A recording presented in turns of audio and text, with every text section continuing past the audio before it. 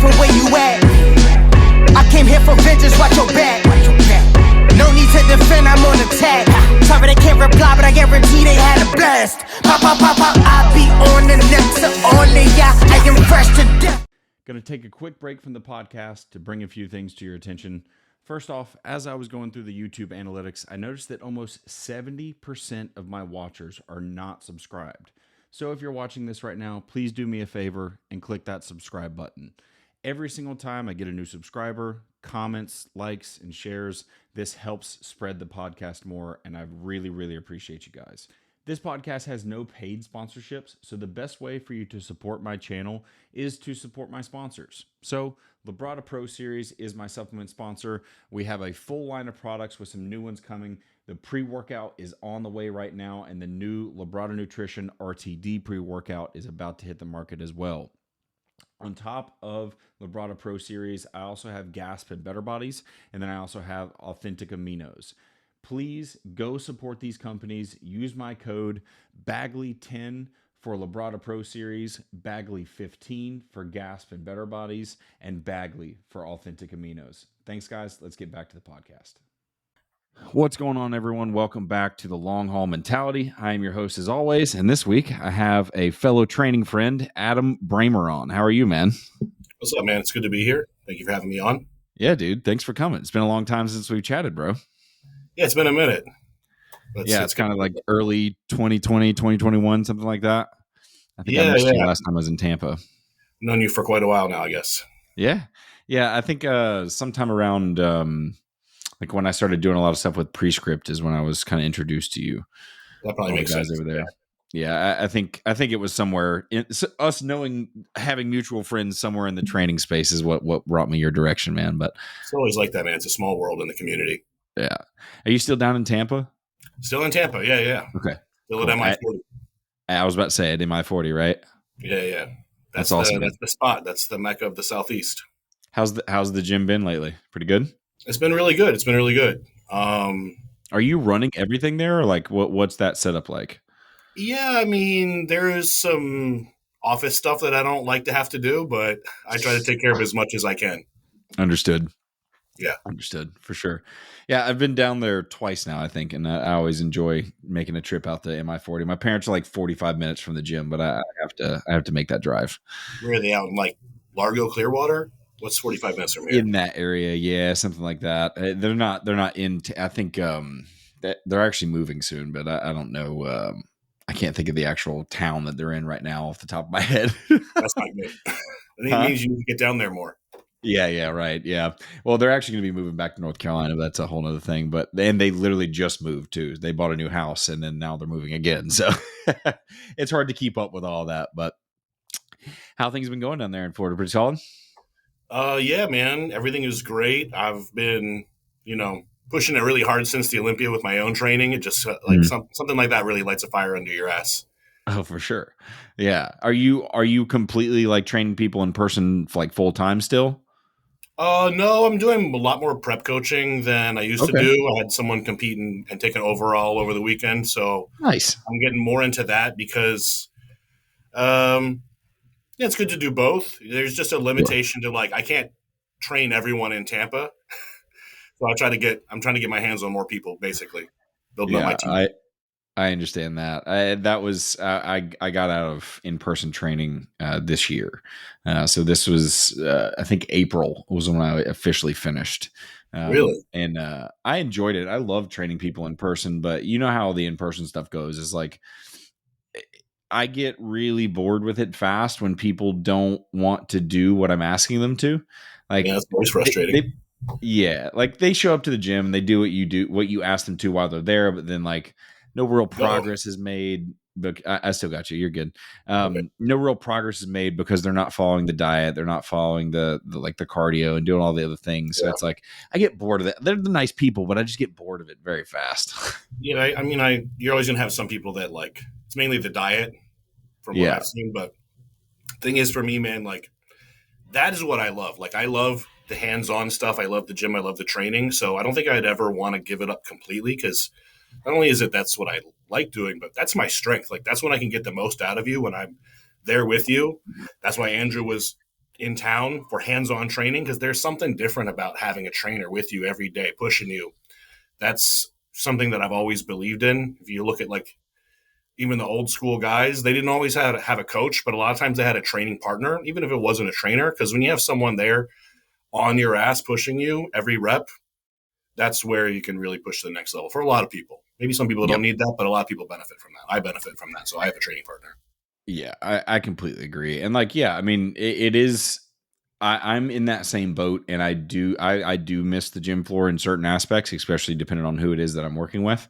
But just the reality of like being a father, trying to handle more people in person, having enough time to do all the things that I need to do, it was taking away more than it was giving me. You know what I mean? Fair and enough. like it is difficult to recreate that feeling of being on the gym floor with somebody over like WhatsApp. You know, like I'll give really good feedback to their training, but like there's always something different that I can get out of somebody in person. And like my in-person training is what has gotten me to where I am as far as online coaching. So like without having been on the gym floor, I wouldn't be the online coach I am now. So I loved it, but it's just such a time suck. It's the time suck, man. I'm Yeah. able to do that at this point in my life, this stage, but Yeah. it's like you, it's probably not going to last forever. You know, when you're a parent, you probably want to spend more of your time at home. Right. Yeah. And I think people vastly underestimate like how draining in-person training can be.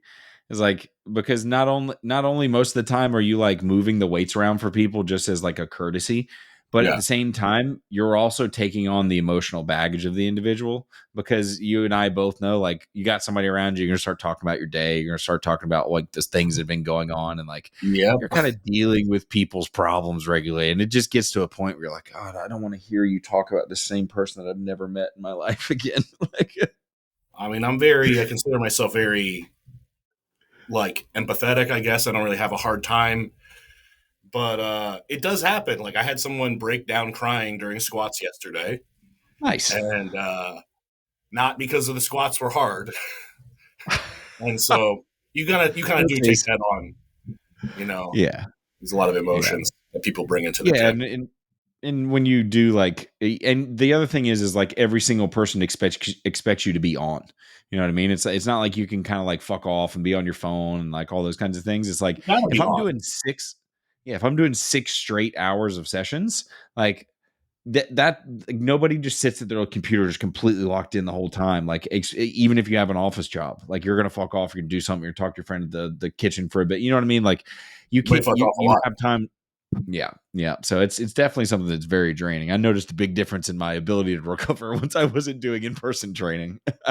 Really? Okay, that might be something I have to consider then. Yeah, I mean, I was able to sleep better. You know what I mean? Like I didn't have to get up at 4 or 5 o'clock in the morning. That's the killer. I'm here all day. Exactly. Yeah, man. But so anyways, man, let's get into it, dude. You know, you kind of hinted at it a little bit there for a second, but the main reason I wanted to reach out to you is I saw a post that you had been working with Andrew for this past Olympia. Is he still working with you currently? So he'll be back. He's in Dubai right now. He should be Okay. back sometime, I assume in January, early next year for Arnold's prep. Okay. Very cool. And he's like staying in Tampa to train with you and whatnot. And when he's here, right? You know, he Yeah. lives in Dubai. He's got Yeah. a job. Yeah. He's Yeah. got a family now, so he can't be here all the time. Yeah. That's what I'm But saying. But he'll fly out there before the prep and kind of stay out there in Tampa and train with you, right? yeah, he was here for almost 2 months before the Olympia. Awesome. That's really cool, man. So, I mean, Andrew's always been one of those guys that just has this wow factor. You see him, you're like, holy shit. But you know, he's always been kind of knocked on for his hamstrings, his glutes, and back, and in condition, right? So Right. like size and those kinds of things there. And this year, I mean, there was a lot of people who were arguing for him to have placed higher, you know, like than he did, and he did awesome. And like I was rooting for him. I was like, holy shit, like let's give it to Ant. Like we asked him to come in condition, and he fucking did it. You know, so I think it should have been rewarded a little bit more. What did you do in that last 2 months where you were working together that really got things to change from a training standpoint? So God, where do I begin? A lot of people, they think of me, they think of like how I started. I came onto the scene with Ben Pekulski, and they kind of think of me more in terms of the really science-based stuff, which I consider like that group of people that I came up with to be like the OG optimal approach type of guys.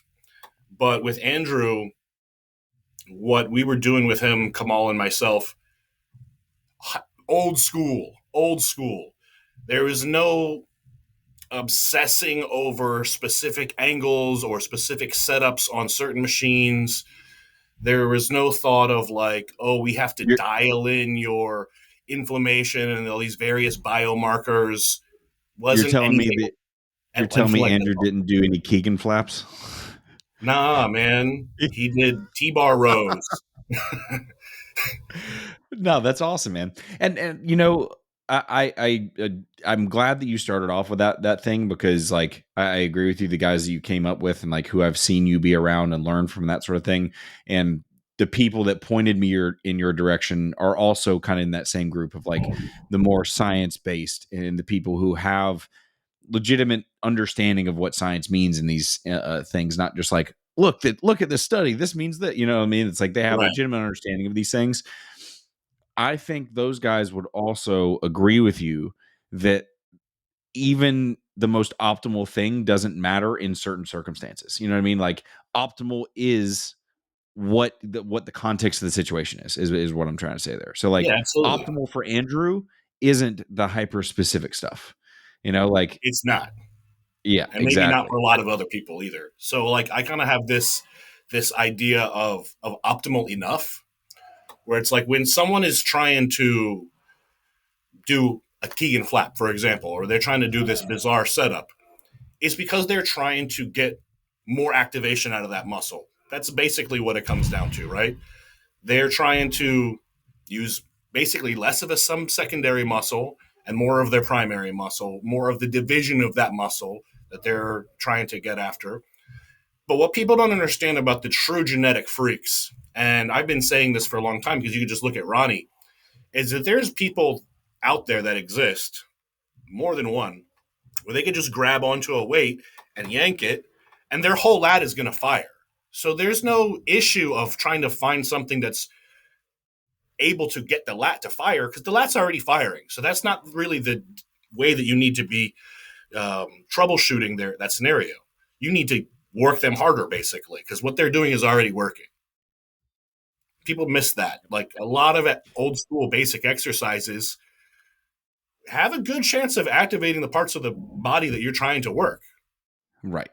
Yeah, I completely agree, man. And like when I first came onto the scene and trying to get into training and become an authority in this space, you know, I thought that I would say that I was kind of in that same camp of like very limited scope of like these are the type of exercises we use. We always go for this type of bracing. We always go for this type of pattern or whatever. And now I'm in a much more fluid spot with training. And the thing that I always tell my clients is I do not give a shit what machine or implement we use. What I give a shit about is the pattern that we are executing, how you execute it, and can you progress it.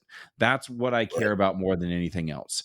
Does the exercise hit the muscle group in the way that we need to? Yes? Cool. Can you now progress it? Yes? Cool. Run it. I don't give a shit. And I think that's a very important thing to touch on there. And like a big part of that is you want to like what you're doing, right?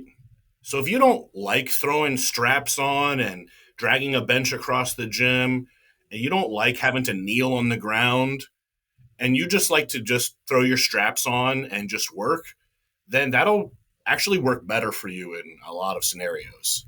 Mm-hmm. Yep. So matching the approach to the individual. Andrew is an old school guy. He's my age. He's 40 years old. So even though he's like new to the scene, he doesn't have that mindset of like, oh, I have to find some way to make this better. He doesn't have he doesn't have that desire. It's not kind of wired into him. He didn't grow up on TikTok like all these other guys. So if that is you, then maybe there's nothing wrong with trying to find ways to make things better, because that the way that that's going to appeal to you is going to make you psychologically more motivated to do it and to pursue it. But for him, it was like never a consideration. So why bother? It's just gonna be something to him that is going to look like a waste of time. Yep. Yeah, that's a great point. And again, it comes back to the context thing, is like you paid attention to the individual, not just like I know I'm smart, I know this stuff, this is what you need to do. You looked at the individual and go, well, no, we just need to reorganize. We don't need to turn everything 180 degrees and go the opposite direction. And we talked to him when he got here about some of the stuff that he's tried in the past that he didn't like. And he said, I didn't like when I had to focus too much on maintaining specific angles and positions. I didn't like when I had to reduce the load in order to feel like I was perfecting my form and perfecting my tempo. Not only did I not like it, I didn't feel like it worked as well for me as maybe it could have. So that was definitely something that I internalized. So I was like, okay, This guy needs to feel like he's working and he's not thinking about a bunch of trivial stuff, or whatever feels trivial to him. It needs to not be on his mind. Yeah. And like, I think that even goes to the individual, because like, I don't know Andrew well, we've chatted a few times, but, he's when he's not into something, it's apparent. It's very obvious that the dude doesn't like it. The guy's no BS at all. Exactly. So like, I mean, if the first thing you did was like, oh, we're going to do this crazy angle and do this specific thing over here and do this, he's going to be like, all right, why the fuck am I talking to this guy? You know, and then now you lose the opportunity to get to do what you did. And I think one of the things that a good trainer, regardless of whether you're super scientific or super bro or whatever, a sign of a good trainer is one who can pivot and do something that isn't their normal. Right? Like maybe the way you're training Andrew isn't the way you train 95% of the rest of your clients, right? But it worked in that case. And if you tried to fit him to that 95%, it wasn't going to work. You know, so let's get into some specifics about like kind of what you did. So how did the split look across the week? And like give us a little bit of insight into like new movement patterns and stuff. So split, this is possibly the most controversial thing given the kind of like general outlook and like the things that have been discussed on social media in the last year or so. Bro split once a week, every body part. That's it. So we would come in, let me think about this. You know, we come in and start with quads. We do like quads, chest. I think he would take a Wednesday would be a rest day, which for him was arms. That's what he called it, his arm day. Shoulders. And what he did that I thought was really interesting, but he was adamant that this is what he liked to do, is he liked to do hamstrings and back to back on two adjacent days, which I would be destroyed by that personally. So like he would do hamstrings the day before back, or back before hamstrings? He would do the back first, and then he would want to do his hamstrings afterwards. Okay. On the same day, or you're saying different days? No, two adjacent days, like Thursday and Friday. Interesting. Did you ask him why? Like, what was his thought process there? He said that it actually helped with his lower back recovery to work it again once it was sore. And I was like, all right, dude, that's cool. Yeah, fuck it. I mean, it looks like it worked. So yeah. So he also said that doing like heavy cable rows where he really leans forward and then extends backwards as his last exercise for back helped him to release his lower back as well. And that's one of those things where I'd be like, that would fatigue my lower back, but if that's what works for you, dude, then I'm sure that you're right and you know that by now. So go right. And nuts. I think that's a good point to kind of like extrapolate more on, is a lot of times like coaches or trainers, whoever, want to almost discount how a client feels. Like they are the one who feels the muscle moving. They are the ones who feel that exercise, who can go, I feel my lat while I'm doing this. But then the trainer will go, oh, well, your elbow's in this wrong position. You're not pulling it this way. You're not executing like this, and it's like, well, if they feel it and they're progressing with it and it's going well, like, does it really need to be this hyper specific thing just because you think it needs to be? Or can you just keep rolling with it as it is? Yeah, a lot of times you can roll with it. That is really the flaw of the trainer, is to think that you're always right because you know anatomically why you should be right. Right. But this was a great kind of like lesson for me in humility, that sometimes I'd be like, try to drop your elbows just a little bit. And he'd be like, that's, and I'd be like, really? It's not that much better? He's like, well, I don't know. I liked how I was doing it before.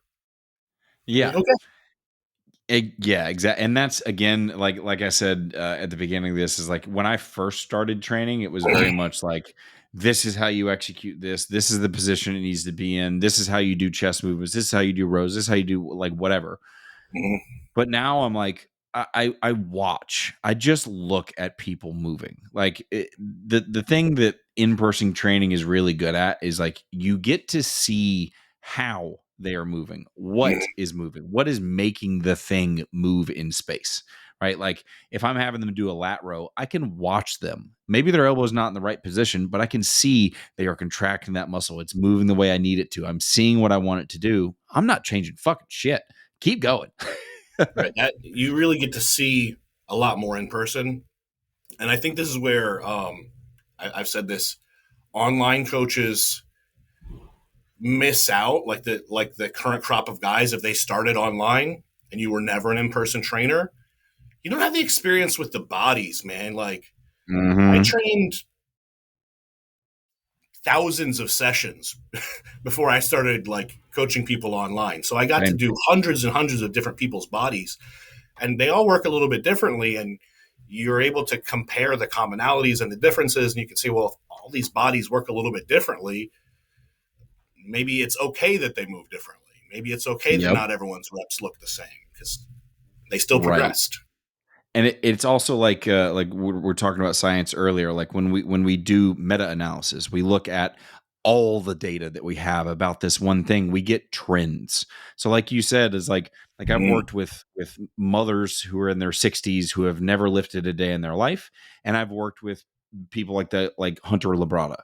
And the thing that I say everywhere in between those two individuals, every single person has something they can improve on, right? And you start to build a picture of like, well, this person has a really good back and this is the way they move and this is how things are going. Okay, how does that translate to this person over here, and how does it translate to this person over here, and what's the trend that helps them get the best results from that exercise? It's not just like trying to fit a square peg into a round hole, which is what happens when people go, this is how you do a movement pattern. This is the only way to do a movement pattern.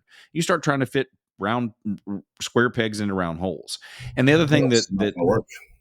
Exactly. And our weird niche with training of putting people in their underwear on stage to flex and pose their body also requires them to be able to move their body. Right? They need to be able to move things into weird positions. So maybe this hyper rigid frame of like, I only train like this, I'm super stiff all the time. Maybe it's not translating to people being able to move their body when they pose. You know what I mean? Yeah. I mean, I definitely agree. And you could see Andrew has great mobility when he tries to pose. So he can really do some things other people can't do. Right. So like how many bodybuilders do you see? Yeah, like how many bodybuilders do you see that can't rotate? They can't get into their quarter turns because everything we do is this way. Everything we do is straightforward and straight out to the sides. There's no rotational stuff within our world, and you start to lose that. Yeah, you start to lose the ability to actually move through your trunk, not just orient yourself sideways. Like there's a big difference between the two.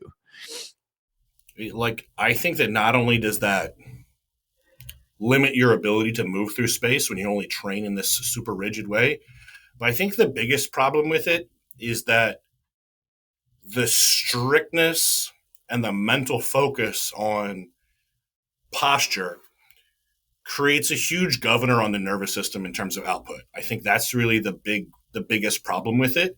I literally think you can't work as hard because you're spending so much of your effort on not moving, keeping solid, or keeping braced, or whatever, that it's just like dampening your output a little bit. And I think that guys can't hit the muscle as hard.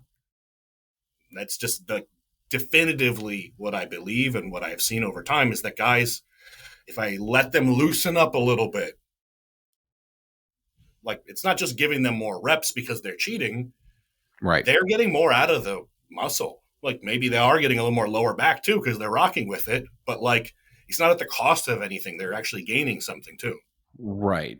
And that's the thing that I always try to like get across to people when I'm trying to improve a movement pattern is like, people will talk about like rear delt flies or laterals. It's like, you don't want to move your traps at all. It's like, that's not true. Like in order for our shoulder blade to move through space, the trap is going to have to move. But what I don't want you doing is powering the exercise from you driving through your traps. I'm not saying not to move them at all. What I'm saying is to make sure you're moving from the muscle intended, right? So it's not this like hyper strict, rigid thing where I only move my humerus in space and nothing else moves at all. Yeah. It's like that's not how you pose your rear delt on stage. So why the fuck would we train that way? Like it doesn't make sense to me. Have a lot of movement anyways without the scapula. It is designed to move together. Right. Exactly. And there's a sort of balance there where, like if you were to try to go too strict and just do like this movement, one, you're not going to use as much weight. Your perceived effort is going to be really high, but the tension in the muscle is going to be really low. So you don't want to be all the way on that end, and you don't want to be all the way on the end of the guy that is like really powering with his shrugs and initiating everything from the scap. But if you look at a lot of the biggest guys ever, and it's not necessarily like a 1-to-1 ratio where you just copy whatever those guys do, their traps help a lot. And when I watched, and this is just so contrary to a lot of things I believed 5 to 10 years ago. When you watch his lateral raises, right? They're not in the perfect plane where it's all side delt. Like he's kind of throwing his shoulders back and he's getting some rear delt and he's getting quite a bit of traps as well. The other guy has huge shoulders because his traps are strong enough to do that and not fatigue before his delts. Yep. So if that's what allows him to feel like his shoulder is very comfortable and he can handle the weight, go ham, man. Fuck it. Send it. Yeah. And I think people also forget that like your shoulder is kind of designed to move in a lot of different planes. Like that's the whole purpose of it. So like we should probably train it in a lot of different angles. Like there should probably be a lot of movements in a lot of different places. If it doesn't hurt your shoulder, fucking train it. You know what I mean? So we've talked about a lot of the things that he didn't like that you suggested, like maybe we could change this that like didn't turn out. What things did you change about his training that was something he wasn't already doing that he liked a lot and kept? The biggest and most controversial change that I would say that we made is we increased his volume, but even more controversial, we decreased his rest periods. Okay. We were starting out the first few weeks, we were like, okay, go faster, go faster, go faster. And then although we weren't like totally strict with it, I put the clock on his ass and we would just time him and say, okay, it's been a minute and a half, you're ready. And then he, in his incredibly casual way, would kind of like make his way back over to the machine on his own time. And then he would rip it. But like it got him going faster than he was going before. Yeah. And I believe that helped a lot with a couple different things. I think that gives a different fullness to the muscle. I think it gives a different look to the muscle. And I think it improved his conditioning a lot. And I think like everyone knows that conditioning was always his issue.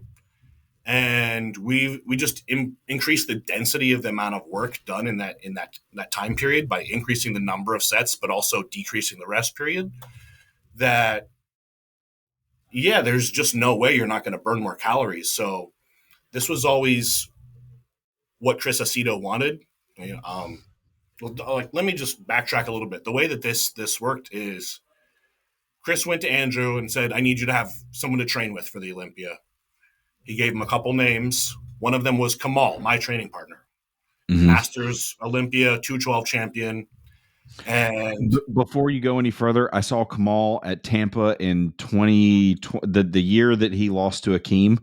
One of the fucking craziest conditions I've ever seen in my entire life. I just had to put that in there right quick. granite, man, the guy is absolutely granite when he comes in Stupid. on stage. It's like so Stupid. nasty. And, you know, I learned a lot about returning to the old school from Kamal. Kamal's like a really, really good friend of mine. And like, that's the homie. But he has this belief that like, we got away from a lot of things that worked, and there's not really a good reason to have gotten away from so many things that worked really well for the guys that had the best physiques of all time, which was the late 90s to early 2000s guys. Yeah, I mean, you're definitely not wrong, and I think there's a lot of aspects that kind of go into that. But yeah, I mean, so was there anything like about how he executes that you changed, about how he does his movement patterns that changed? Not to a huge degree. It'd be more like try a little bit of a, you know, a little bit of a lower elbow on this one because we do want more lats, or maybe try this leg press instead of that leg press. It was more about, we want to change your rep scheme, we want to change your rest periods, we want to add a lot more intensifiers. Here we want to go heavier, here we want to go lighter. We want to add an exercise. It's very simplistic, but a lot of it was just about adding more work. Just kind of making him work more, you know, Just and making him work I mean, more. Like, yeah, the guy I mean, that's knows great. how to get into a lat pull down and fire his lats. Like, that's not necessary for a guy like that. Yeah. Yeah. So that's what I wanted to do. That's what I envisioned in the beginning. And I see like these movements that aren't exactly the way that I would do them, and I'd be like, I don't really think that's going to help if we try to change that too much. It just wasn't. Yeah. It wasn't necessary. Now, It, exercise selection, we did. There was some emphasis on that, like making sure we're hitting all the angles and not just having too much redundancy, especially when it comes to things like arms and shoulders, which are two exercises or two body parts that some people like to have fewer movements on, and I like to do like a lot of movements on. So that was one thing where we were like, you need to just hit more angles, yeah. hit more variety. So was that like specifically for like back training and that sort of thing, just hitting different angles and whatnot, or all training? Well, I always say quads is really simple. You know, you're gonna do leg extensions. How many angles are there? You're gonna Hopefully squat. only one. Hopefully only one. Guy. Any other direction, we got to get that knee looked at. Serious problem. Yeah, you're gonna squat to the depth that you like. You like to squat deep. You know, you're gonna do some leg pressing. You're gonna do some single leg stuff. There's not a lot of angles to pursue there on quads. With hamstrings, it's much the same. It's like you're going to do a lot of, especially when you're doing the more of the Kamal style, you're going to do a lot of leg curls, way more leg curls than people think, and a little bit less hinging than people would imagine. But an upper body, that's when the angles really come into play. Yeah, that's good, man. I mean, I think it's one of those things that it's like, in a world where everything is being overcomplicated, just understanding that like sometimes you just need to be simple, it really is something that people need to hear and need to see. I still think that one of the biggest reasons that he didn't quite crack higher than where he did, where some people are like, oh, he should have won, is like still when he turns to the side and then when he turns to the rear is when he just kind of like loses a little bit of ground, you know, like through his hamstrings. Like the glutes definitely got better, but it could just be bigger, and like there's just more depth and to the lat and whatnot. What do you see as like, if you could have him with you all the time, right? If the 100% ideal situation, he was with you all the time, what would you want to change from what you guys did this past year in order to take that physique where it needs to go to get that nod? So That's like an incredibly good question, because that's what it all comes down to. It's like knowing now what you didn't know at the beginning of the prep. What would you change? What would you do differently? What would you add? Something I've thought about a lot, right? To me, he needs to just do, mostly from the back, he needs to just do more of what he's doing. He needs to take his look, and he needs to come in a little bit bigger, right? I think the conditioning was about where it needs to be. You could always be sharper, right? I love a guy, we talked about Kamal. I love a guy that just comes in just etched from stone. But I think he needs to be, he's so tall, right? And so when a guy like that stands to the side and you're next to a Derek, you need to be crazy thick from the side. Yeah. So a little bit of that is something that can be improved on by posing, right? But he needs to get more ham drop. He needs more ham drop from the front. He needs a little more width to the legs. He doesn't have the craziest, roundest, like outer quad, like quad sweep. So I actually think that he needs to prioritize adductors a little bit more heavily so he can bring it in from the inside. So I think we would add a little bit more adductors. I think that we would. So here's an interesting thing for Andrew. And then this is a little bit difficult to approach with him, in all honesty. Like, he's very mobile, but he doesn't have the most precise hip control, right? So even as a guy that can do a split, when he's hinging, he's getting a ton of lower back. So I think if we just took a little bit of time, and also that I could convince him that that would be a good use of time, which is the most important part of that. I think he could be getting a little more hamstrings out of his hinges. Yeah. And I think that would just be such a big thing, because his glutes improved so much. It's really like, if he can get them to just continue what they've done, if we can add a little bit more ham drop to those side poses and to those back poses, while continuing to just take his current look and just add a few more pounds of tissue on it, I think that would be enough. In terms of his upper body, he's got really crazy small joints. So his arms look incredible. His chest is one of the thickest I've ever seen in my life. Like, when you're standing in front of him and he hits a side chest, it's like a D cup. It's wild. Yeah, it's really crazy. Yeah. So his midsection is there. If we could just maybe bring in a little bit more of the lats, a little bit more of the density, and just kind of bring up the legs a little bit, he's right there. Yep. Like, everyone has a different muscle bellies, right? So his legs are never going to be shaped like another guy. So you have to try to understand that you can't add all the things you want to add. Just like other people can't have his arms. Right. Like, he's not going to have legs that look like a Tom Platz or Ronnie Coleman. You can prioritize in the right way, the training. Right. It's one of those things that, like, you'll see it a lot where it's like, oh, this guy just needs more lower lat, and you're looking at it and you're like, what do you mean? Like, he just doesn't have it. Like, it like Akeem Williams, right? Like, Akeem is a great competitor, amazing athlete, but the way his lats insert into his back, it's just like, and like, this is kind of what we got to work with, and people are like, oh, he just needs to keep growing his lower lats. And it's like, buddy, Akeem Williams has been on the stage for how many fucking years, and like, it's not going, and it's not changing that. Like, it's not going to just all of a sudden happen. Exactly. Yeah. Andrew doesn't really have anything really like that. Like, his lats are low enough. Yeah. His muscle bellies in his arms, they're not like a Phil Heath. Right. But they grow really well. So they look great, especially on his small joints. They look unbelievable.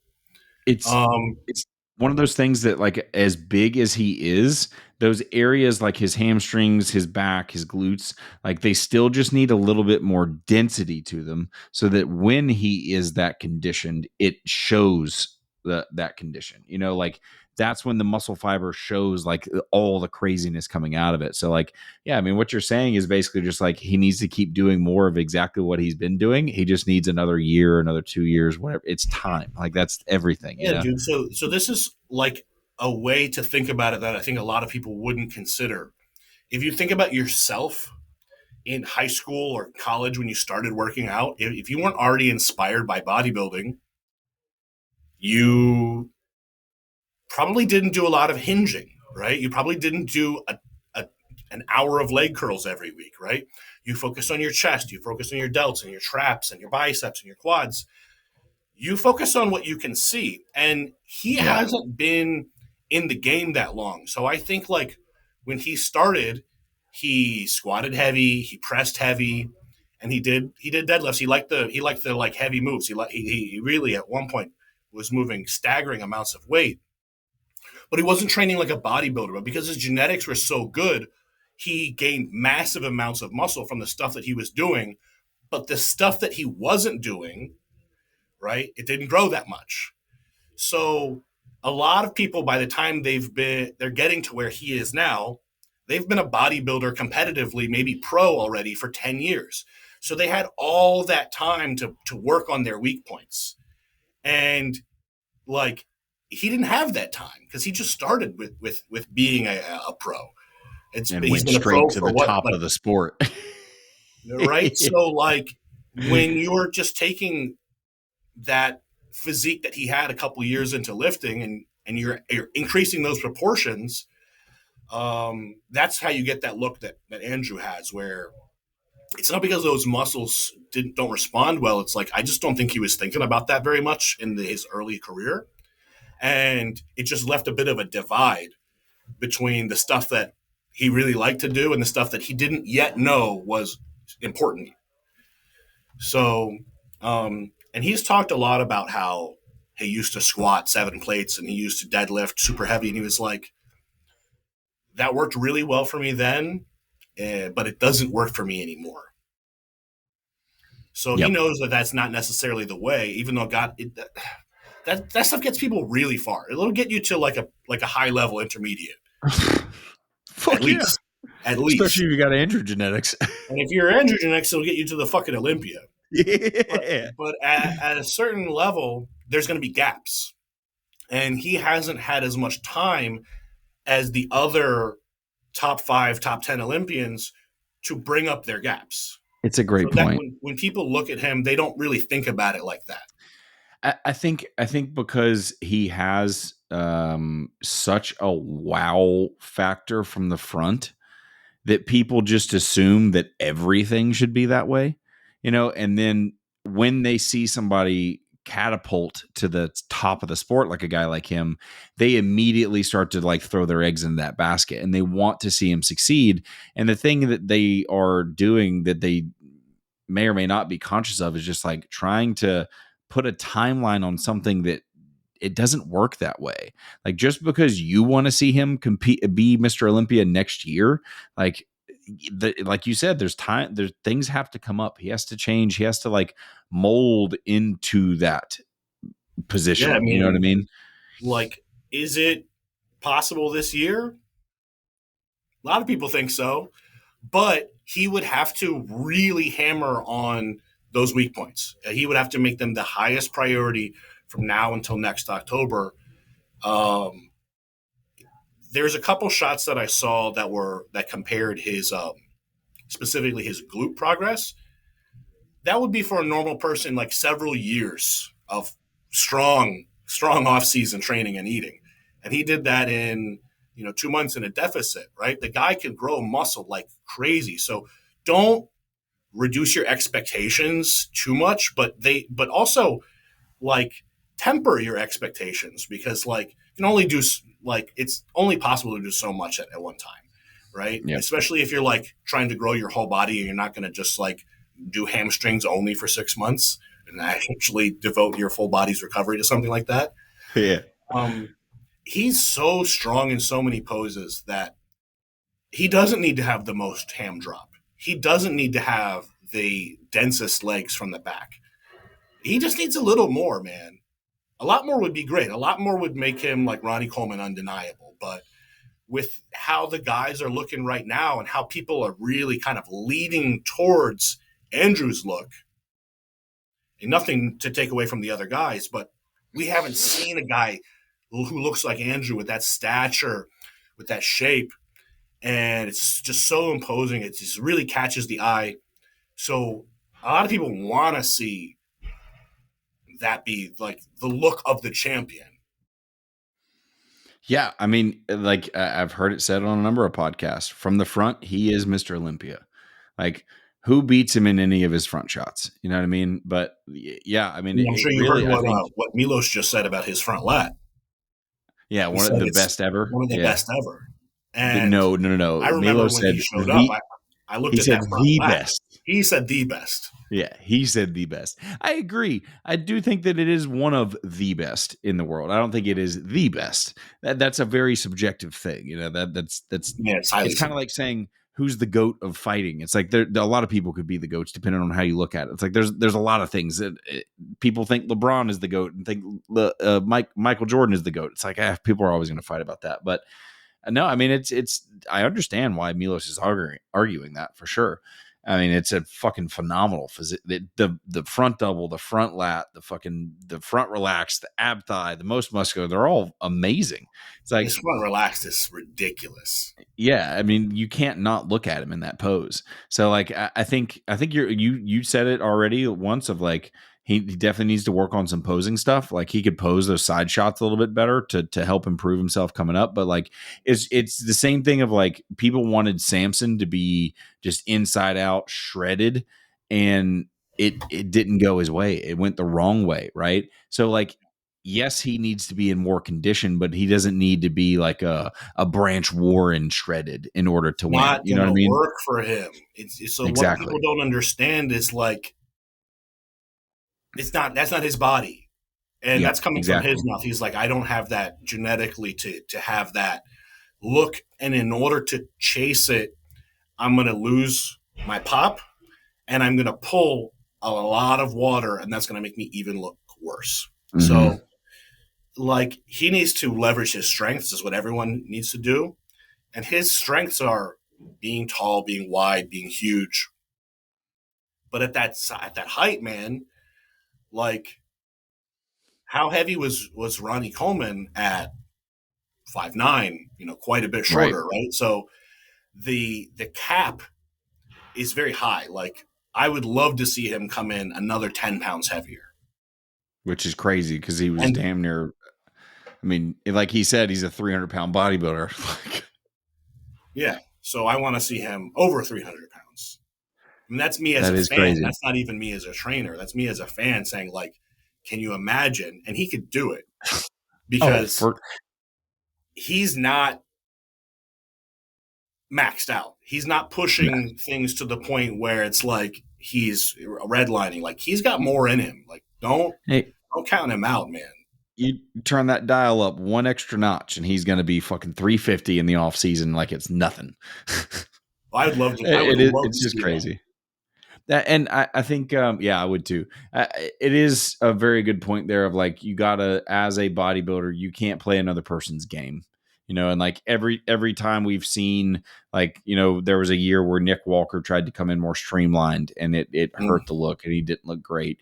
And like, we could probably find a ton of other examples of people who like, was a mass monster who tried to come in smaller, or a small guy with good aesthetics who tried to come in bigger, that it just didn't go their way because they were trying to chase somebody else. And it's also a great point of like, you can't expect that grainy, thin, dry skin look from Samson. Like it's not going to happen. So it's not Samson's genetics. Exactly. And it's not necessarily Andrew's either. Andrew can get lean, and what we did really well regarding the conditioning, and this is, hats off to Chris, right? Chris is the GOAT, Chris Aceto. This was his call. This is what he asked from Kamal and I. And this is what he said he wanted. He said, I don't want to hammer him with cardio. I don't want to drop his food too low. He'll flatten out. So I need you to push the fucking limits on the training. that's where it's got to come from. It's not going to come from what Samson did over dieting, or for his body was over dieting. It's not going to come from sitting on the Stairmaster hours a day, not when the guy already needs every last millimeter on his legs. Mm-hmm. Do I think everyone could recover from the types of sessions that we were doing with Andrew? Not everyone, but most high level guys could. Interestingly enough, you brought up Nick. Like, that's the opposite of Nick's body type. Like, Nick doesn't necessarily, from my knowledge, historically recover from higher volume that well, because he has just the ability to just like work so hard in one set that he gets most of what he needs in fewer amounts of sets. But I think a lot of guys would be shocked if they've never tried it to attempt to pull from the approach that Andrew used, which is like, don't fucking starve yourself, dude. Just work harder. Yeah.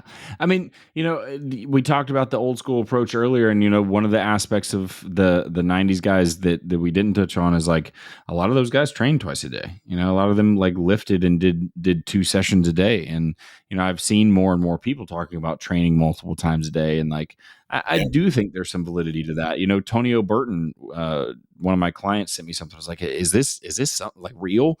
And Tonio Burton was talking about how like, he'll go into the gym fasted and he'll train like shoulders or arms or something like that and do like some abs or whatever. And then he'll go back, eat breakfast, do his other stuff, and then come back for a session later in the day. And they noticed a big difference in his condition when he started doing that. My client was like, was this because of the fasting? I was like, no, it's just because he's stimulating that muscle multiple times a day.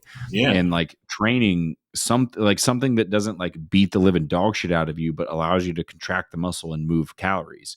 And I think there's a lot of validity to potentially, if you can separate out your training sessions to make it worth your while. Like you talked about shorter rest periods, pushing the intensity from that aspect, it kind of creates a cardio-like atmosphere where he doesn't necessarily have to do all the treadmill work or Stairmaster or whatever to get in condition. Yeah, I mean, you're definitely burning calories, and you're burning calories. This is more important, in a way that stimulates your muscle, or at least holds your muscle, instead of just pulling it down. You're not getting the cardio stimulus, which is just telling your body just lose weight, lose body weight, so that this can become easier and more efficient. Yeah. Yep. Exactly. And I think it's something guys for decades train twice a day. Like we didn't have him training twice a day, but we were having him long sessions. Sure. Yeah. Really long. Yeah. Yeah. And like the definitely an increase in like, or a decrease in time between sets and all those sorts of things will definitely be something that would make you have to work harder. Like your heart rate's going to be up. And I mean, Branch was very well known for that, of like when he trained with Johnny or he trained with anybody, it was my set, your set, my set, your set, my set, your set. You just keep fucking going. I don't give a shit if you're tired, keep going. There ain't no time to catch your breath. It's your set, get on it and go. And there's something to be said about that, to being able to drive condition, It's not just the physical aspect. It unlocks something in your like perceived effort when you're going like that. It just makes you feel like you're working really hard. And that almost puts the hammer on you to work harder. Because when you're kind of like lackadaisically, I'll take as much time as I want, not everyone can turn it back on, right? Keeping the foot on the gas pedal is like a self-perpetuating thing. Like it almost makes you feel like you want to work harder. Yep. There's something to the mental aspect of that, of just staying fucking in there. Yep. It works. It does something. Yep. I completely agree, man. It's definitely cool. And like, it's also really refreshing to hear just like a completely different style, something that's like it's not like, you're regurgitating things that everybody else is talking about online. You're not trying these crazy fancy things. You're not like following the trend of the latest study. It's just like looking at the body in front of you, listening to the feedback he gives you, and then running with it. Let's just see what fucking happens. It's a very simplistic outlook of just being like, how can we do more? Yep. What if we weren't afraid of overtraining and under recovering? What if we just added more? And then, we got to a certain point where like, this is about all he can handle. This is probably where the limit is, physically and definitely mentally. Sure. But you don't know until you kind of run up against that wall, and people are terrified of that scenario. Mm-hmm. And I want to add something. These are not crazy failure sets. These are not beyond failure sets. That's something that cannot necessarily be well combined with the type of training that I'm talking about. Look at the old school guys that never trained to failure. That was the majority of them. Now, I'm not anti-failure. I've had like great training blocks where I was obsessed with failure and obsessed with like getting trapped in the bottom of my hack squat. But it's definitely not necessary. And I think it depends on a lot of circumstances. It depends on, the caloric intake. It depends mostly on the person in front of you, their genetics. And when you're trying to get something out of someone, you have to do something that's not what they were already doing. So we could have either pushed the lever of let's do further into failure on the sets you're already doing, or we could have pushed the other lever, which is the one we did, which would be to add more sets, add more movements, decrease rest, increase the total number of sets per session. And he liked that. It worked well for him. And I think more people than would realize it can get away with not training to failure all the time. Now, caveat, I think everyone needs to go through like a long period of time where they literally kill themselves, or they don't really know where that line is. Yeah. I think that's like an incredibly critical part of your development as a bodybuilder, is like going through a long period of time where you're like deep into the failure stuff. Yeah. But it's also just not the only tool in the toolbox. Nothing drives me more nutty than the RIR goblins who have never even fucking taken a real set to failure. It's like, how do you know that tricep extension only had one left? Like, you don't even know what it means to go all the way to failure. Come on, just push it. They don't know. I mean, what are you even talking about? They are goblins, yeah, exactly, because they're little guys, technically. Yeah, and it's definitely one of those things of like, I think far too often when the focus is failure at all costs, you end up in a boat over time where the only way to continue to progress is just add more weight. And it just gets to a spot where it just gets sketchy. You start doing you start having to move some stuff in a certain way that's not exactly what you need in order to progress. And what ends up happening is you lean into your stronger muscles, which for like a lot of people, if your chest sucks and your only focus is failure on chest training, I bet your delts and your triceps are probably doing a lot more than your chest is, right? Or like, if your issue, like when people get off stage and their feedback is you need a bigger back, it's almost never traps. It's almost always lats, right? And if their only way of leaning into building more lats is super hard, aggressive failure training, more than likely you're going to offload it into your traps. And then you're going to get on stage again and they're going to go, you still need more back. And it's this never ending loop where you just continue to build your lats and never continue to build your traps and never build your lats.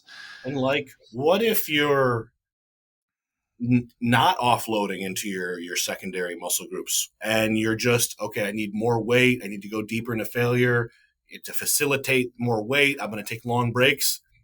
You come into a different sketchy scenario where the burden on your connective tissue is so high because you're using so much weight and the tension is so astronomical that, to me, the nemesis of every bodybuilder isn't lack of progress. It's an injury that causes you to go backwards. So people would, I think, be shocked to know the loads that Andrew was using, because we're pre-exhausting. We're using so many sets and we're using shorter rest periods. The guy was not throwing around astronomical pounds. And I've seen him do it in the past. I know he's genetically ridiculously strong guy, but he was like not concerned with that. And you see a lot of old school guys, not necessarily once they get a little older, usually they're not concerned with the weight. And that's not an impediment to them. They're still able to get so much stimulus from a lighter weight. Like, progression is a huge element of growth, but that doesn't mean you necessarily have to be like so focused on the weights all the time, because it's not just your secondary muscles. It's not just your triceps in a bench. It's also your pec tendon in a bench. Yeah. That you need to at some point at least be considerate of, maybe not scared of, but like it's a reality that like injuries occur in the sport, and you want to stay in the game a long time. And the guys that tend to stay in the game a long time are the guys that aren't obsessed with heavy lifting for decades, usually. Yeah, you need a time period of that heavy lifting, but then at some point you have to pivot for sure. And then you have to just kind of like, what's heavy enough? Dial that scope in a little bit more, you know what I mean? And be a little bit more precise with the weight you are moving. Yeah, you're 100% right. And like, look, man, I know people will argue with me on this, and I've said this on a bunch of podcasts, so people know that I feel this way. You cannot convince me that in a sport where you get on stage and have to flex and feel your muscle, that feeling a movement pattern is something that's not beneficial. You know what I mean? How could it not be? Exactly. So like if I'm looking at Andrew and we're going, cool, we need more lat. When I have him get on a machine, I'm going to ask him, how do you feel your lat while you do this? Right? Like, can you feel that muscle doing its job while you are using the weight we have applied on the machine or the implement or whatever it is? No? All right, let's back it down a little bit. Let's see if we can get that connection. Yeah, because then from there, we know you're moving it from that muscle. So why would feel not work? Like in all other things that we've kind of been discussing today, there's a happy like middle ground. Mind muscle connection, there's a middle ground. Maybe I don't 100%. Need to drop it down to 30 pounds on my lat pull down so that all I can feel is my lat and I've got this like hyper sensation focus. But nor do I want to be just ripping the weight so all I feel is weight and I don't feel my lat. The middle ground is probably where you're going to get the most approach. That's true of the failure stuff. It's true of the volume. It's true of the mind-muscle connection. Everyone is going to kind of deviate, not exactly towards dead center. They might need a little bit more of one or the other. But no one, or hardly nobody, is at the very furthest end of the extremes on any of that stuff. So Agreed. people get into their obsessive little cults, their little like current trends. Yeah. Because like that's how you sell yourself. That's how you sell your methods. Mm-hmm. That's how you build a fan base, is with a strict ideology that's focused on saying my thing that I do is really important, and if you don't do it this way, you're a fool. But the reality is, it's like it's somewhere in the middle. Yeah. Yep, it always is. And I've said this on a number of podcasts of like, if these people would stop looking at each other as the enemy and just have conversations, you'd often find a lot of middle ground. But like, people just want to be on teams these days, and it's like, all right, whatever, man. The only team I give a shit about is results. Plain and simple. Like this isn't politics, man. We don't have to like hate each other. I'll keep getting results. You keep yelling into the wind on Instagram. You know what I mean? Something I have no time for. Yeah, right. Well, Adam, dude, we're over the hour now, so I'll go ahead and start to wrap this up, dude. But this was a great conversation, man. I think a lot of people will get a lot out of that, and I'm really excited to see like what you're able to do when he comes back your way, and what ends up happening next year. I want to see like the freakiest, craziest shit that we've ever seen from Andrew next year. Well, I can guarantee if we can do what we did with him last time 2 more times for the Arnold and then again for next year's Olympia, you will see something that is staggering. And before we go, I just want to just give my gratitude, my shout out to Chris Aceto, who advised him to come down to Tampa. And the first person that he called, which was Kamal, and Kamal called me. And so really Kamal is really who made all this happen. And Kamal is who's been with him in Romania for this last show. So really much love to my boy Kamal, who is the godfather of the old school. So without him, none of this would have happened. His experience and his wisdom have been invaluable. Awesome, man. That's really cool, dude. Yeah. And shout out whatever you want, dude. If you want to give everybody your Instagram. I really appreciate you having me on, man. Yeah, dude. Of course. I just love these conversations, man. Shout out your Instagram and stuff so people can find you and kind of watch what you're doing. So you can find me at Barbarian Scholar. That's my IG. And also, if you just ever in Tampa, come to MI40 Gym. That's the spot. And I'm always here. So you can always find me if you want to get a lift or you just want to talk training. I'm always available. Yeah, Adam will be in a sleeping cot in the back. Yeah, this is actually my bedroom that I'm recording this from, in the back room of the gym. That's awesome. Hell yeah, man. Well, I appreciate you. For everybody who is still watching at this point, be sure to do the YouTube thing, like, subscribe, share it with your friends, and we'll catch you on the next one.